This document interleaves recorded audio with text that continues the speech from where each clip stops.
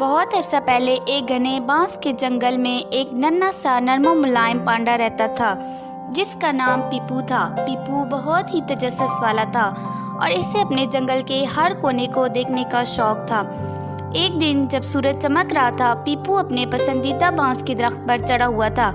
اچانک اس نے جنگل کے کنارے ایک عجیب چیز دیکھی۔ وہ ایک سرخ رنگ کی پتنگ تھی جو ہوا میں لہرا رہی تھی۔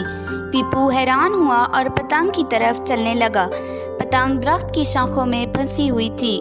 جیسے ہی پیپو اس کے قریب پہنچا، اسے پیچھے سے سرسراہٹ کی آواز آئی۔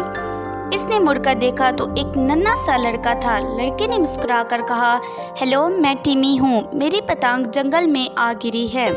پیپو نے اپنا ننھا سا سر ہلایا اور پتنگ کی طرف اشارہ کیا۔ ٹمی ہنس پڑا اور بولا، واہ، میں نے پہلے کبھی ایسا پانڈا نہیں دیکھا، شکریہ کہ تم نے میری مدد کی۔ پیپو خوشی سے ہنسنے لگا اور دونوں نے مل کر پتنگ کو شاخوں سے نکال لیا۔ اس کے بعد انہوں نے پورا دن ایک ساتھ کھیلتے ہوئے گزارا۔